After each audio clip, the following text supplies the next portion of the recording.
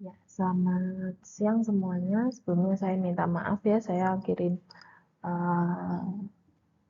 materinya agak telat karena minggu ini banyak kegiatan, jadi saya mohon maaf terlebih dahulu. Nah, pada pertemuan kali ini kita akan masuk ke pertemuan kelima.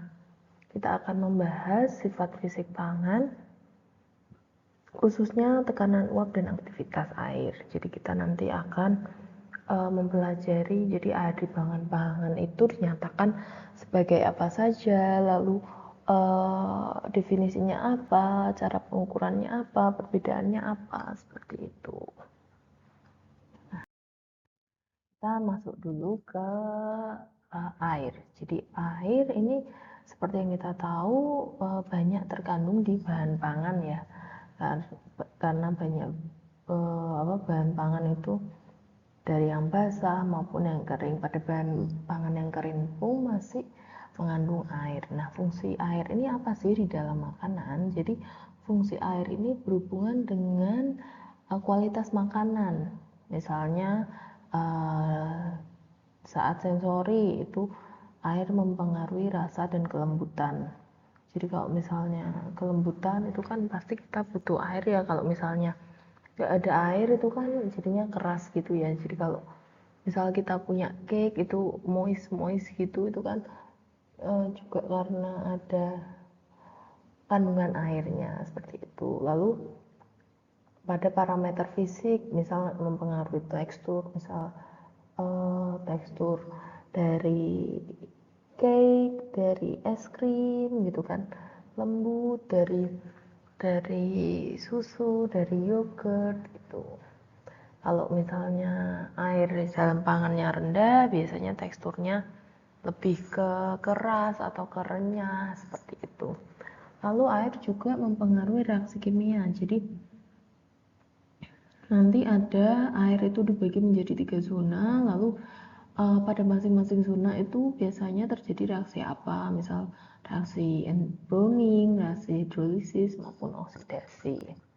Lalu tentunya air juga bisa mempengaruhi pertumbuhan mikroba. Jadi karena mikroba itu makhluk hidup ya, sama seperti kita, dia juga membutuhkan air untuk keberlangsungan hidupnya. Misalnya untuk metabolismenya, untuk transport nutrisinya, seperti itu. Lalu air juga bisa menentukan kandungan padatan dan menentukan stabilitas selama penyimpanan. Menentukan stabilitas selama penyimpanan ini maksudnya misal bahan pangan, jadi bahan pangan kan ada perishable food, ada semi perishable food dan non perishable food ya kan. Kalau perishable food itu yang bahan pangan mudah rusak, kalau dari semi mudah rusak, kalau non perishable food tidak mudah rusak. Nah, bahan pangan yang perishable food ini biasanya bahan-bahan pangan segar yang kandungan airnya tinggi. Oleh karena itu, mengapa air bisa menentukan stabilitas selama penyimpanan. Bisa juga ini berhubungan sama reaksi-reaksi kimia. Jadi misal bahan pangan yang mempunyai AW pada zona tertentu gitu nanti akan lebih rentan terhadap reaksi yang mana. Nanti ada pembagian-pembagian zonanya. Nah, air ini bisa dinyatakan dalam 3 bentuk. Yang pertama AW atau aktivitas air, yang kedua kadar air, dan yang ketiga relative humidity. Jadi kalau aktivitas air atau AW atau water activity dan kadar air ini dalam bahan pangan. Jadi dua hal ini merupakan dua hal yang berbeda ya. Jadi aktivitas air dan kadar air itu dua hal yang berbeda. Jadi jangan disamakan.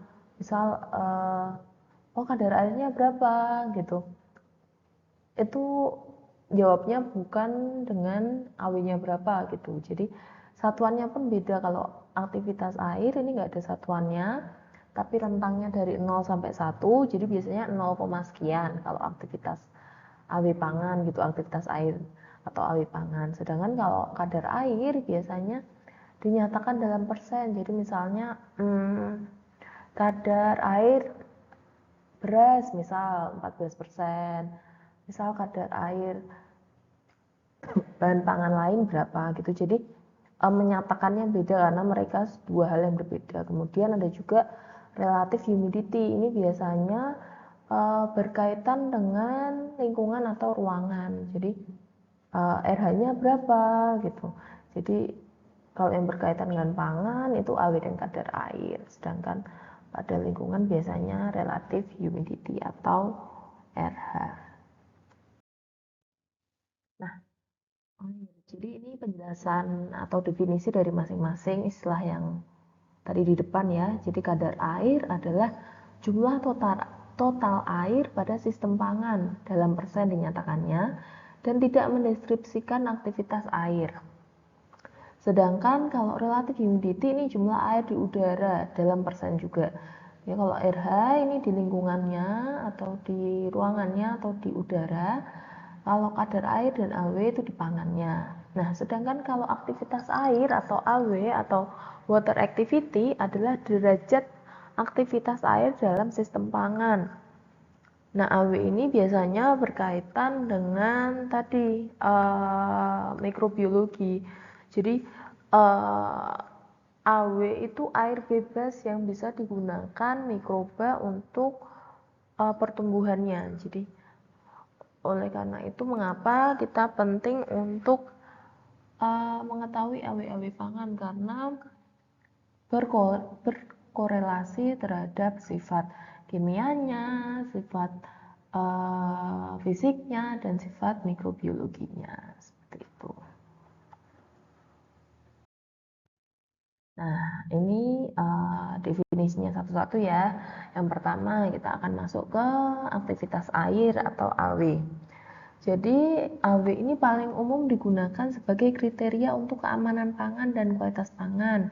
Seperti tadi ya, kalau AW-nya tinggi biasanya akan lebih rentan terhadap pertumbuhan mikroba. Jadi setiap mikroba mau itu bakteri, kapang, atau kamir, dia punya AW optimalnya masing-masing. Biasanya bakteri itu lebih menyukai bahan pangan yang AW-nya tinggi. Lalu kamir AW-nya lebih rendah dari bakteri, dan kapang yang range AW-nya itu paling luas. Jadi kapang tuh bisa tumbuh di bahan pangan yang ber-AW sedang maupun ber-AW tinggi. Bahkan ada beberapa yang di AW rendah juga. Nah, ketersediaan air di dalam bahan pangan ini untuk aktivitas mikroba dan aneka reaksi kimia. Ini aktivitas mikroba maksudnya ini pertumbuhan mikroba. Jadi karena tadi kan AW itu air bebas yang bisa digunakan ya untuk pertumbuhan mikroba dalam melangsungkan kehidupannya, dalam melangsungkan metabolismenya. Nah, kalau untuk aneka reaksi kimia, ini tadi contohnya yang browning, oksidasi, seperti itu. Jadi setiap zona AW nanti itu kerentanannya terhadap reaksi-reaksi kimia itu berbeda-beda. AW ini juga merupakan indeks jumlah air yang dapat dimanfaatkan oleh mikroorganisme untuk pertumbuhannya. Jadi sama ya, seperti yang ini untuk pertumbuhannya. Semakin tinggi nilai AW, semakin besar peluang ditemukan mikroorganismenya. Jadi kalau bahan pangan punya AW tinggi, biasanya akan lebih rentan terhadap pertumbuhan mikroba, seperti tadi saya bilang. Bakteri itu biasanya lebih suka pada AW yang tinggi. Oleh karena itu contohnya misal susu gitu kan, AW-nya tinggi ya karena dia cairan.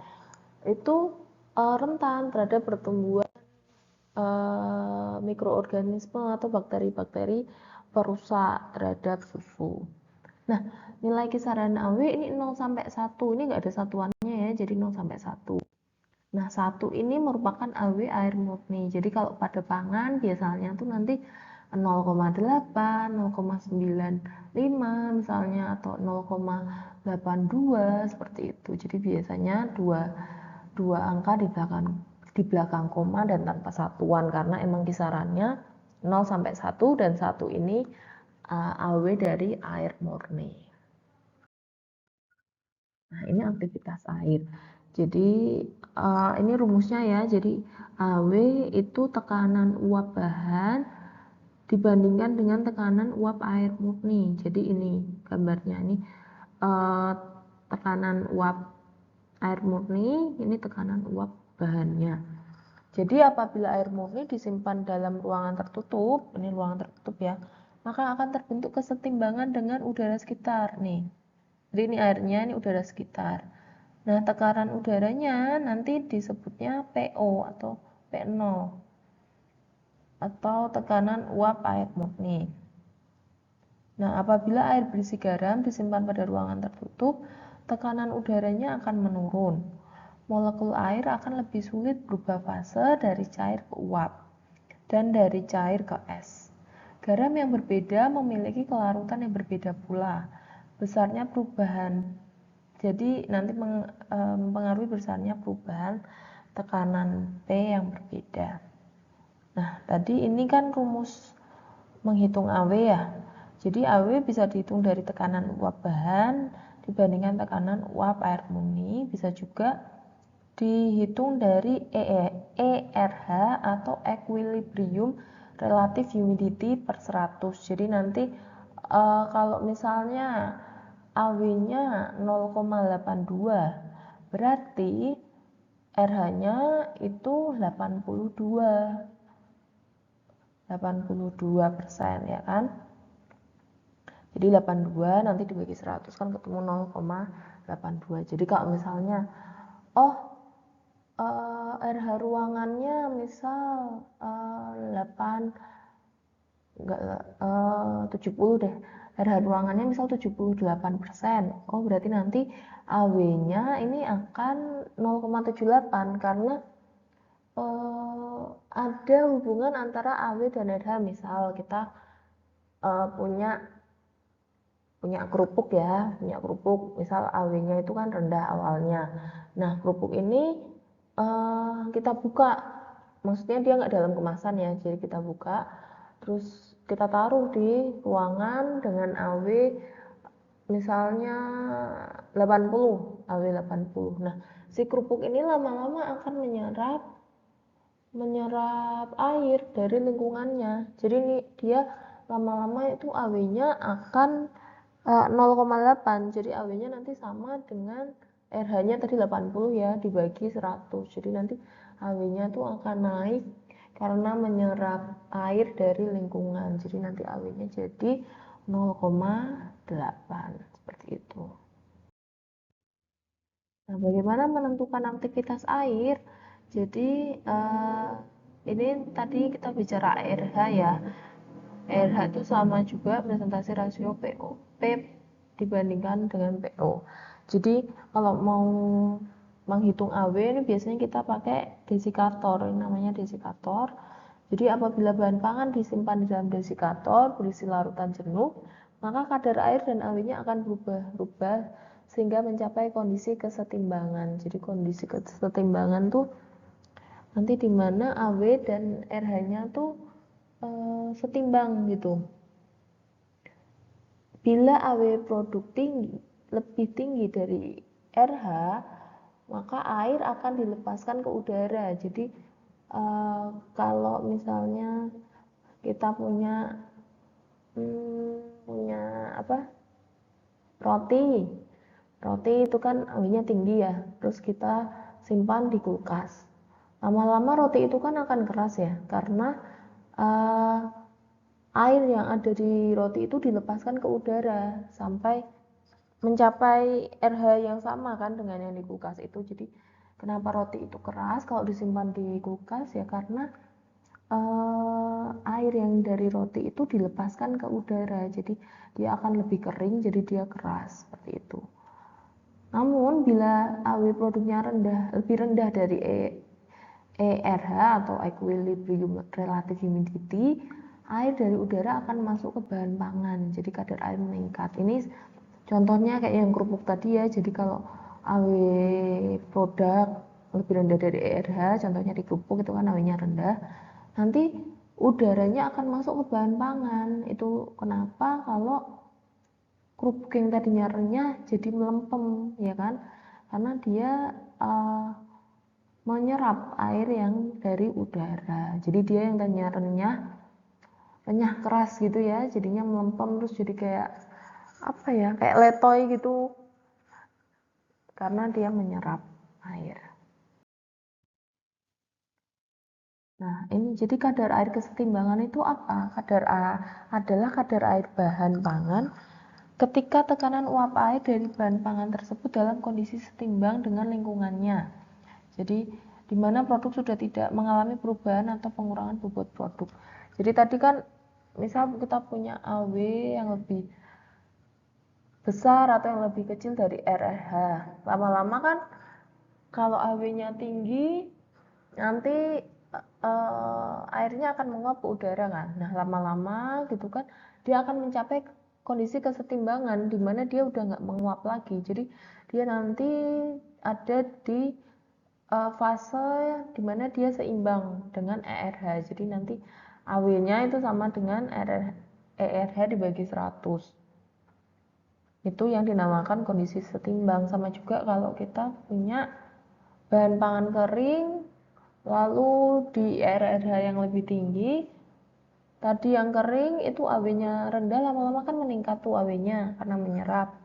Nah, sampai di titik mereka mencapai kesetimbangan dengan RH ruangannya. Jadi dia nggak akan terus menyerap air. Nah, dia akan berhenti di kondisi kesetimbangannya itu.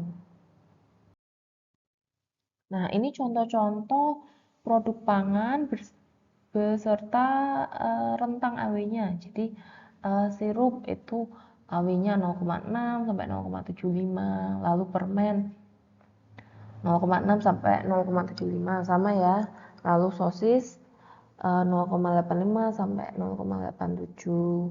Lalu buah yang dikeringkan 0,6 sampai 0,75. Jadi buah yang dikeringkan pun tetap ada AW-nya ya, jadi dia nggak sampai 0 seperti itu. Lalu ada keju, ada sereal, ada madu. Ini contoh-contoh AW pada produk pangan. Jadi walaupun pangannya kering seperti misal sereal dan dry fruit, ini tuh masih punya AW. Jadi AW-nya nggak 0 gitu, enggak, tapi dia AW-nya masih di rentang sekian. Sedangkan kalau pada bahan pangan yang segar gitu biasanya AW-nya lebih tinggi. Nah, ini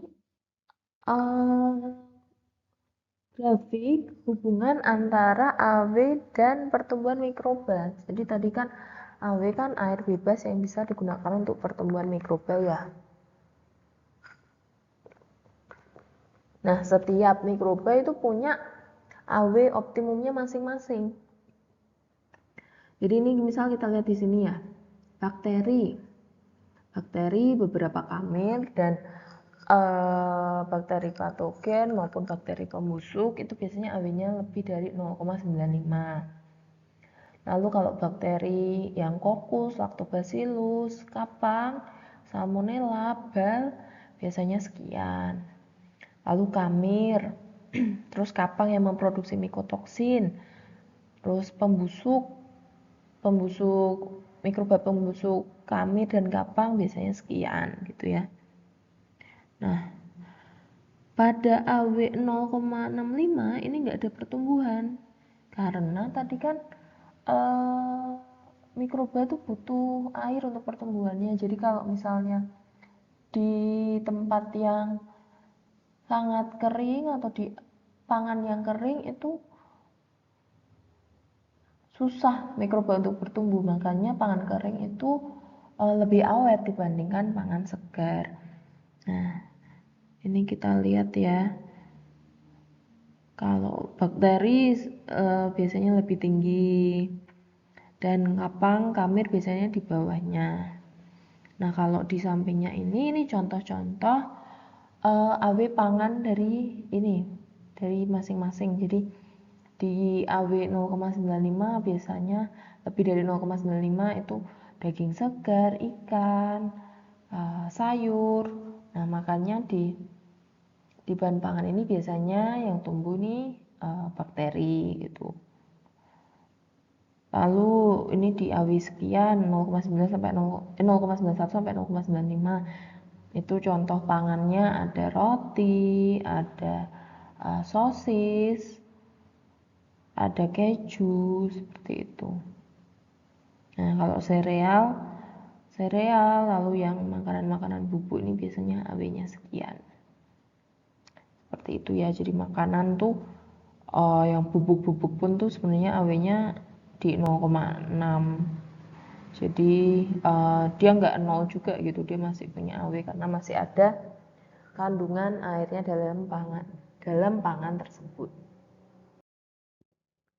Nah, ini kalau ini zona-zona dari air atau tipe air berdasarkan AW-nya. Jadi kalau di zona 1 itu yang mempunyai AW 0 sampai 0,2. Kalau di zona 2 yang punya ini mungkin 0,25 ya sampai 0,8. Nah, kalau di zona 3 0,8 sampai 1. Jadi misalnya di zona 3 tadi kita lihat tuh daging ya, daging segar itu AW-nya lebih dari 0,95. Oh, berarti daging segar itu dia masuk ke zona 3. Lalu tadi yang sereal itu kan 0,6 sampai 0,65 ya. Dia masuk ke zona 2 seperti itu. Nah, kalau ini jadi ini kemampuan mikrobanya untuk hidup berdasarkan AW ini. Jadi kalau bakteri biasanya butuh AW minimal 0,8 dia baru bisa hidup. Kalau yeast atau kamir biasanya ini di tengah-tengah, jadi mungkin 0,75. Dia butuh minimum AW 0,75 untuk hidup. Sedangkan untuk kapang dia tuh bisa hidup di AW yang lebih rendah. Jadi dia di produk pangan yang 0,7 dia masih bisa hidup. Jadi contohnya kayak apa tuh dodol. Dodol itu kan nggak terlalu ini ya, AW-nya nggak terlalu tinggi atau diselai gitu. Tadi AW-nya nggak terlalu tinggi. Jadi yang biasanya ditemukan itu kapang karena kapang yang bisa tumbuh di AW yang lebih rendah. Sedangkan untuk bahan-bahan pangan segar tadi seperti daging, sayur, ikan itu biasanya yang tumbuh itu bakteri seperti itu. Nah, kalau ini reaksi-reaksinya yang biasanya terjadi, jadi ada oksidasi lemak, dia tuh akan meningkat pada AW. Jadi kalau kita bacanya ini oksidasi lemak pada AW ini sekitar 0,3 dia aktivitasnya atau reaksinya rendah, sedangkan kalau AW-nya semakin meningkat dia akan semakin rentan terhadap oksidasi lemak. Begitupun reaksi Browning non enzimatis, dia akan lebih meningkat pada AW yang lebih tinggi. Gitu. Nah, tadi kita udah bicara tentang aktivitas air. Nah, yang kedua kita akan bicara tentang kadar air. Jadi kadar air itu apa? Kalau kadar air itu besar jumlah air di dalam suatu bahan.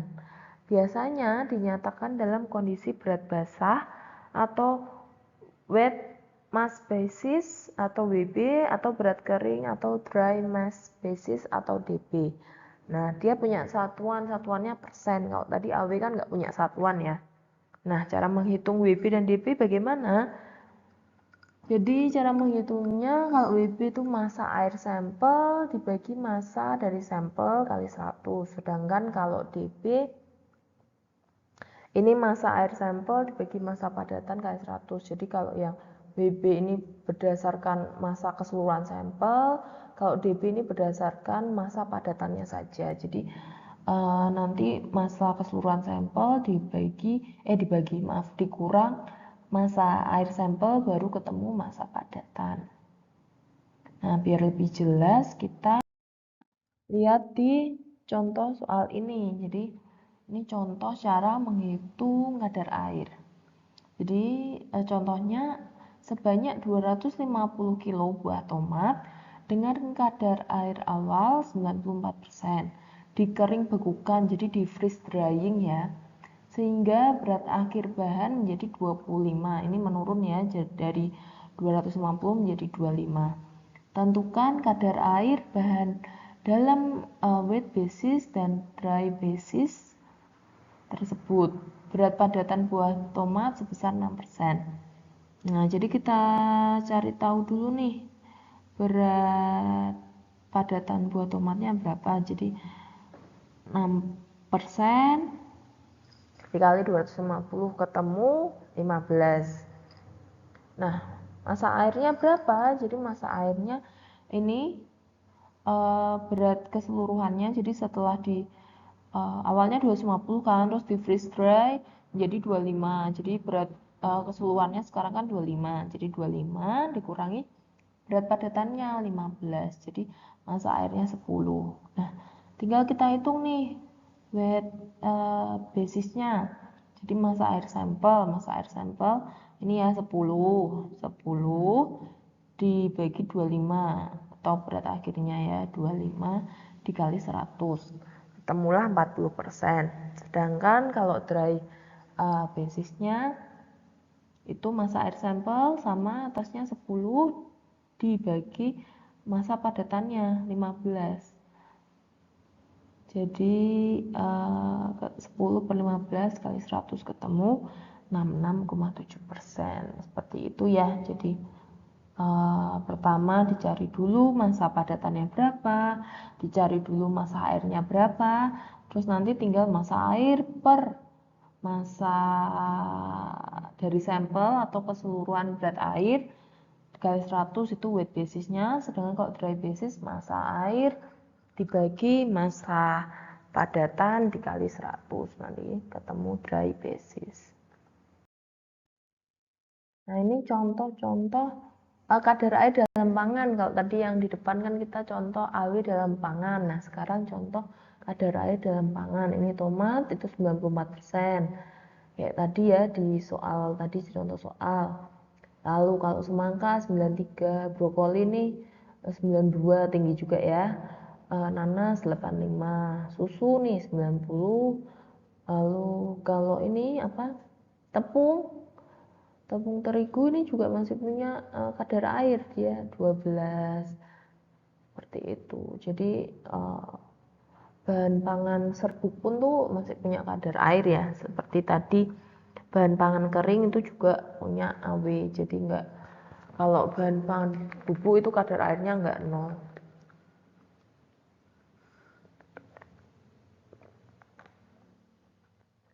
Ikan digoreng juga ini masih punya kadar air ya, gitu. Nah, bagaimana sih hubungan AW dan kadar air? Jadi hubungan AW tidak sama, jadi AW itu tidak sama dengan kadar air, namun keduanya berkaitan. Jadi AW tidak sama dengan kadar air, namun mereka tuh punya hubungan antar keduanya. Jadi contohnya jika kita meletakkan sepotong makanan di suatu ruang dengan nilai RH dan suhu tertentu dan dipertahankan konstan, maka pada suatu saat akan mencapai kesetimbangan sifat hidratasi makanan dengan lingkungan. Ini tadi yang saya contohkan di depan, yang kalau kerupuk ditaruh di ruangan terbuka atau kalau roti ditaruh di kulkas, seperti itu dia pasti akan nanti mencapai kesetimbangan. Nah, pencapaian kesetimbangan ini akan dijelaskan melalui mekanisme desorpsi dan resorpsi, atau biasanya disebut kurva sorpsi isoterm. Nah, jadi kurva sorpsi isoterm ini dibuatnya dengan sejumlah sampel atau produk pangan yang diketahui beratnya tanpa kemasan dimasukkan ke dalam beberapa chamber yang berisi larutan garam jenuh. Kemudian chamber ditutup rapat. Jadi ini kayak desikator yang tadi kita lihat di depan ya. Lalu chamber disimpan ke dalam inkubator dan diatur suhunya, misalnya 30. Chamber diamati secara periodik, misalnya setiap 5 jam dan ditimbang. Kemudian peningkatan berat dicatat sehingga diperoleh berat konstan. Oh maaf, kalau ini chambernya bukan desikator. Jadi kalau yang desikator tadi waktu di depan cara penghitungan AW. Jadi kalau ini chambernya di sini bukan desikator ya. Jadi kayak wadah gitu, wadah yang diisi bahan pangannya lalu ditutup dan dimasukkan ke inkubator yang udah diatur suhunya ini biar menjaga suhunya tuh konstan. Nah, peningkatan AW selalu diikuti oleh peningkatan kadar air tapi tidak linear, jadi nggak selalu sama gitu loh. Hubungan antara aktivitas air dan kadar air digambarkan dengan tadi ya kurva sorpsi isotherm atau moisture sorption isotherm atau MSI. Kurva ini dibuat secara eksperimental. Nah, kurva ini biasanya berbentuk sigmoidal. Nah, kurva MSI itu spesifik untuk setiap produk pangan dan dipengaruhi oleh suhu. Makanya tadi eksperimennya itu dijaga suhunya biar suhunya tuh konstan. Untuk produk pangan yang sangat higroskopis atau sangat menyerap air, contohnya permen, kurva MSI tidak berbentuk sigmoid pada AW tinggi karena akan terus menyerap air dan larut, jadi nggak mencapai kesetimbangan. Jadi ini ada pengecualian ya pada bahan pangan higroskopis yang sangat bisa menyerap air, dia tuh tidak akan mencapai kesetimbangan karena dia menyerap terus sampai akhirnya larut gitu. Sementara kalau pada produk pangan lainnya dia tuh nanti akan mencapai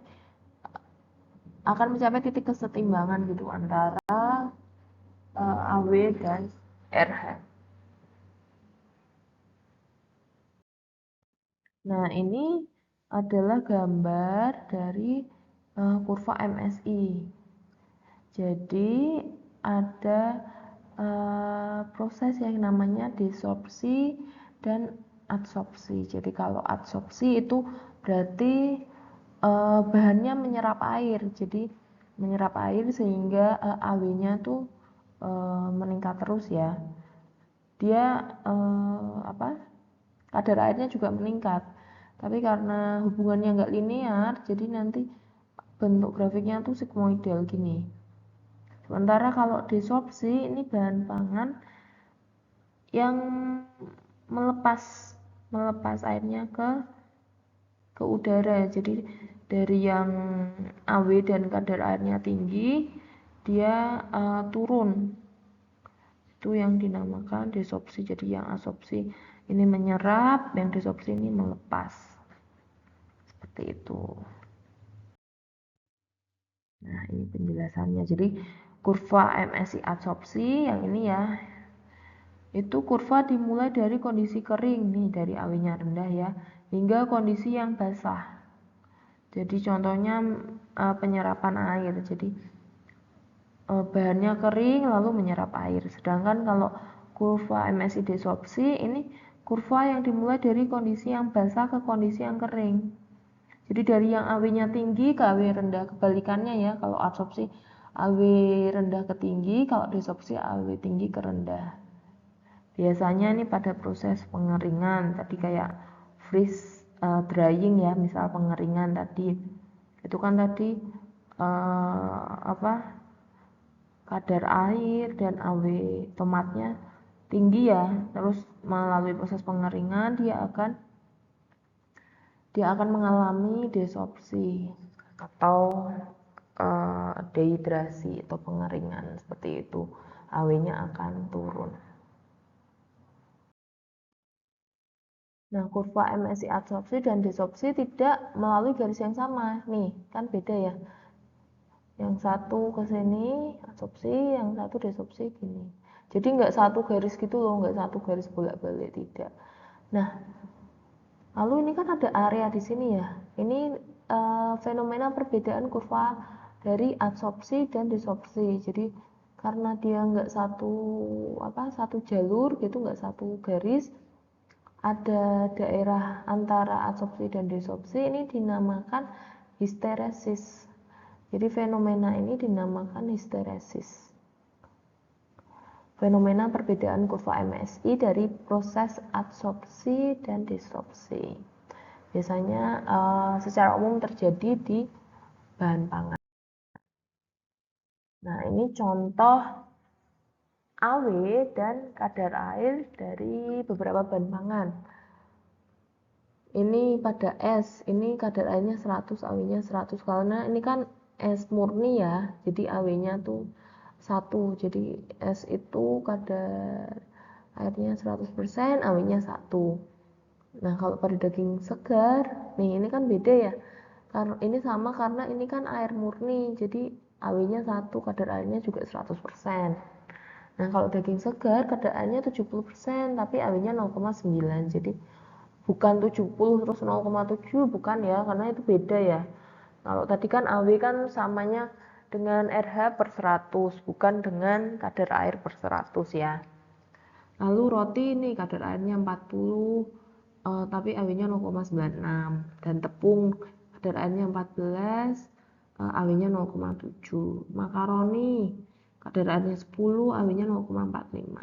Seperti itu ya. Jadi kadar air dan AW itu berbeda. Nah, gimana sih cara penghitungan kadar air? Kalau tadi di depan kan kita belajar penghitungan AW, sekarang mau belajar tentang penghitungan kadar air. Jadi metode yang dilakukan untuk penghitungan kadar air itu harusnya dapat dilakukan dengan cepat, lalu dapat diaplikasikan pada matriks pangan yang luas. Jadi matriks pangan itu kan macam-macam ya, jadi bentuknya juga beda-beda, misal ada yang cair, ada yang padat, ada yang intermediate gitu ya. Jadi metodenya yang dipilih harusnya yang bisa diaplikasikan pada matriks pangan yang berbeda-beda. Lalu dapat dilakukan oleh orang lain dengan pelatihan yang sederhana. Jadi misal kalian nanti di penelitian mau menggunakan atau variabelnya mau kadar air, jadi kalian nanti belajar dulu tentang metodenya, lalu kalian bisa melakukan. Jadi metodenya itu dapat dilakukan oleh orang lain, nggak cuma oleh sebagian orang gitu. Jadi kalau orang lain mau melakukan, dia sudah tahu metodenya, sudah mengikuti pelatihan, harusnya bisa gitu. Soalnya kalau cuma hanya beberapa orang kan jadi susah ya kita melakukan metodenya kalau hanya beberapa orang yang bisa. Lalu menggunakan peralatan yang standar yang dilakukan atau yang ditentukan sesuai dengan metode yang dipilih. Lalu murah ya, jadi kalau mahal juga buat apa metode kalau mahal, nanti kan nggak bisa diaplikasikan secara luas. Lalu punya akurasi dan presisi yang baik dan tidak berbahaya. Nah, metode pengukuran ini bisa dilakukan secara langsung maupun tidak langsung. Jadi ini contoh-contoh metode penghitungan air. Kalau secara penghitungan kadar air, kalau secara langsung ini ada 4 jenis, ada gravimetri, ada destilasi, ada titrasi Kalvesser, dan ekstraksi. Sedangkan kalau metode tidak langsung ada metode spektroskopi, metode elektrikal, dan refraktometri. Nah, setiap metode itu kan pasti punya kelemahan dan kekurangan masing-masing ya. Nah, kalau metode penghitungan kadar air skala langsung itu caranya sebagian besar air dihilangkan dari matriks makanan dengan menggunakan oven. Nih ya. Dengan menggunakan oven, bahan kimia, dan destilasi, ekstraksi atau teknik lain, dan perubahan masanya nanti dihitung sebagai pelepasan air. Jadi nanti ditimbang sebelum dan sesudahnya. Jadi nanti tahu kandungan airnya berapa. Kelebihannya apa? Kelebihannya presisi dan akurasi yang tinggi. Kelemahannya membutuhkan waktu yang lama, dilakukan secara manual. Nah, ini biasanya Kalau penghitungan kadar air itu lama karena kan nunggu nunggu air dalam makanannya menguap, bisa berjam-jam atau bisa semalaman. Seperti itu biasanya nanti ditaruh di ovennya sampai sampai dia setimbang gitu, nggak berubah lagi beratnya. Kalau masih berubah-berubah kan berarti dia, oh beratnya masih turun nih, berarti dia masih menguap, seperti itu. Jadi sampai beratnya itu stabil, sudah tidak berubah lagi. Nah, metode ini contoh-contoh dari masing-masing metode secara langsung. Jadi metode gravimetri biasanya pakai oven drying tadi yang seperti di foto ya. Jadi dia mengeringkannya pakai oven. Bisa juga freeze drying, bisa juga termogravimetri analisis, bisa juga pakai desikan kimia. Kalau destilasi contohnya destilasi langsung maupun reflux.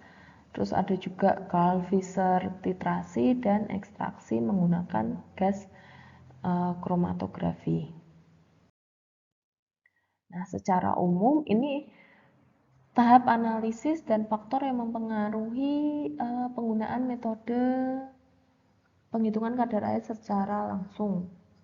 Jadi tahapannya ini ada 5. Jadi yang pertama persiapan sampel, lalu ditimbang, penimbangan pertama, lalu dikeringkan. Setelah dikeringkan didinginkan dulu, lalu ditimbang lagi yang kedua. Nah, faktor yang mempengaruhi itu apa? Di persiapan sampel itu ada homogenitasnya. Jadi sampelnya udah homogen apa belum, lalu jumlah sampelnya dan absorpsi uap atmosfer. Kalau di tahap penimbangan itu yang mempengaruhi absorpsi uap atmosfer, durasi penimbangan, dan akurasi. Ini makanya timbangan itu harus selalu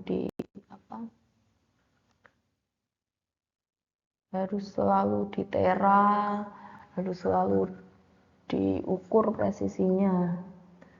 Selanjutnya pengeringan. Jadi kan tadi pengeringannya misal pakai oven ya. Jadi faktor yang mempengaruhi ya kondisi ovennya, terus pengeringannya, proses pengeringannya bagaimana. Lalu kalau pada tahap pendinginan ini yang mempengaruhi suhu akhir saat penimbangan, lalu efisiensi desikator, dan kalau misalnya ada sampel yang hilang. Dan di tahap yang terakhir yang mempengaruhi ini sama ya kayak penimbangan, jadi absorpsi uap atmosfer dan durasi penimbangannya. Selanjutnya kita masuk ke metode kedua, penghitungan kadar air secara tidak langsung. Jadi metode tidak langsung ini air tidak dihilangkan dari matriks makanan. Lalu kelembapan ditentukan berdasarkan parameter yang bergantung pada kuantitas kelembapan atau atom hidrogen dalam matriks pangan. Jadi dia nggak langsung hitung airnya gitu. Dia kalau yang di sini dia pada kuantitas atom hidrogennya. Jadi nggak yang kalau yang depan tadi kan pada langsung menghitung airnya gitu ya. Nah, kelebihannya apa? Kelebihannya lebih cepat dibandingkan metode langsung. Nah, dapat dilakukan secara kontinu dan otomatis. Kalau tadi kan metode langsung kan lama ya karena nunggu proses pengeringannya gitu. Nah, metode tidak langsung ini juga punya kelemahan. Akurasinya tergantung pada kalibrasi metode langsungnya karena ini kan yang diukur nggak langsung airnya ya. Tapi ini di sini misal kuantitas kelembapan atau atom hidrogen. Jadi akurasinya ini tergantung pada kalibrasi. Nah, ini kalibrasi ini tadi yang kayak di timbangan. Jadi setiap instrumen itu harus dikalibrasi, ada periodenya, misal setahun sekali, seperti itu. Jadi misal timbangan itu harus dikalibrasi, jadi kalau menunjukkan 0 itu benar 0 gitu loh. Terus jadi ketelitiannya tuh sesuai dengan apa yang tertulis. Jadi semua instrumen ini wajib dikalibrasi secara periodik. Nah, contohnya apa sih penghitungan kadar air secara tidak langsung? Ada 3 metode, ada spektroskopi, ada elektrikal, dan refraktometri. Jadi Kalau di spektroskopi metode, ini contohnya ada infrared absorpsi, ada near infrared reflectance, di electrical ada microwave absorpsi, ada konduktivitas, ada kapasitas dielektrik, dan metode sonik dan ultrasonik. Seperti itu. Ini contoh-contoh metode yang digunakan untuk penghitungan kadar air secara tidak langsung. Nah, apa sih efek air pada sifat fisik pangan? Karena ini kita mata kuliahnya sifat fisik ya, jadi kita mau tahu nih efek air pada sifat fisik pangan. Jadi efek air pada sifat fisik pangan tuh mempengaruhi teksturnya. Tadi kayak kalau yang lembut gitu ya, biasanya kadar airnya tinggi, sedangkan kalau yang keras biasanya kadar air atau AW-nya rendah. Lalu migrasi kelembapan ini tadi ya dari yang kalau menyerap berarti dari AW atau kadar air yang rendah ke yang tinggi, sedangkan kalau melepas dari yang tinggi ke rendah. Lalu sifat aliran bubuk, caking dan clumping bubuk ini maksudnya ini loh, kalau contohnya kalau kayak di mana ini bumbu mie instan, bumbu bubuknya itu kadang menemukan kan kalian tuh dia menggumpal gitu kan, padahal harusnya dia tuh bubuk ya terpisah-pisah, tapi kadang kita menemukan menggumpal. Atau pada susu juga kadang dia bisa menggumpal. Jadi air ini mempengaruhi sifat fisik dari pangan. Nah, ini sifat-sifat fisik pada produk keras atau renyah. Jadi biasanya aktivitas airnya rendah atau AW-nya rendah. Lalu patah jika dikenai tekanan, renyah dan melunak saat terekspos dengan AW tinggi. Jadi ini contohnya keripik. Keripik gitu kan kalau kita tekan, nanti kan dia akan patah kan. Terus dia sifatnya renyah. Nah, keripik ini nanti kalau terekspos dengan AW tinggi, dia akan menyerap sehingga nanti yang tadinya renyah berubah jadi lunak gitu ya, atau melempem gitu ya. Lalu kalau pada produk lunak itu dia AW-nya sedang sampai tinggi. Biasanya sifatnya moist, juicy, tender, dan chewy. Dia kalau dikenai tekanan tuh akan menekuk atau bengkok, jadi dia nggak patah. Jadi kalau misal kayak permen gitu kan, kalau kita teken gitu ya, dia kan kayak permen apa sih yang bisa dikunyah itu loh. Itu kan kalau kita tekan dia kan nekuk ya atau bengkok, jadi dia nggak patah. Nah, biasanya akan mengeras bila terekspos AW rendah. Jadi ini kebalikannya ya, kalau produk keras atau renyah, kalau terekspos AW ini AW tinggi ya. AW tinggi dia akan melunak, tapi kalau produk lunak terekspos AW rendah dia akan mengeras. Sama kayak roti tadi ya. Roti itu kan masuk ke produk lunak, dia AW-nya sedang sampai tinggi. Nah, dia kalau terekspos di AW yang rendah, dia akan mengeras, dia akan kehilangan kelembutannya. Nah, tapi ada juga bahan pangan yang terdiri atau kayak gabungan antara dua AW yang berbeda. Jadi itu dinamakan sistem multi-domain. Jadi ada dua bahan dengan AW yang berbeda. Air bergerak dari area dengan AW yang tinggi ke rendah. Dan laju migrasinya tergantung pada struktur atau sifat difusi. Nah, migrasi ini itu mengakibatkan perubahan tekstur, pertumbuhan mikroba, reaksi degradasi, dan perubahan organoleptik. Jadi kalau ada di sistem multidomain ini biasanya nanti ada migrasi gitu, migrasi kelembabannya. Nah, contoh sistem multidomain itu apa? Jadi ini contoh-contoh pangan dari sistem multidomain. Jadi misal keju, keju dan crackers. Jadi crackers keju yang misal eh, kayak crackers yang tengahnya ada krim kejunya gitu loh. Kalau crackersnya kan tadi ke produk yang keras atau renyah ya, sedangkan krim kejunya masuk ke produk yang lembut. Nah nanti itu akan terjadi migrasi kelembapan dari krimnya ke crackersnya. Ini contoh juga ada sereal dengan potongan buah, ini yang gambarnya di samping ya. Sereal ini kan termasuk produk yang kering ya. Lalu yang buah ini kan intermediate gitu ya. Jadi nanti akan ada migrasi kelembabannya gitu dari buah ke sereal. Bisa juga antara adonan roti dan isiannya, antara pizza, crust pizza yang beku pada saus, es krim di dalam kon dan kapsul gelatin. Ini contohnya es krim di dalam kon ya. Jadi kita kan tahu kalau kon tuh teksturnya awalnya renyah gitu ya, kalau kita gigit kres gitu ya, tapi saat dikasih es krim nanti karena ada migrasi ya dari yang bahan pangan AW tinggi ke AW rendah, nanti teksturnya ini kan konnya dari yang keras dia akan melunak lembek gitu kan, jadi dia nggak renyah lagi.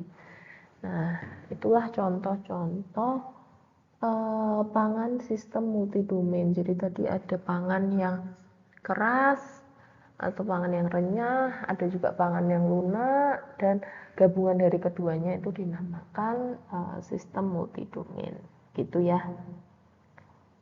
Nah jadi materinya selesai, saya akhiri pertemuan kali ini. Terima kasih. Jadi nanti silahkan dibaca lagi, dipelajari lagi sehingga bisa lebih paham. Sekian, terima kasih atas perhatiannya. Sampai berjumpa di pertemuan minggu depan.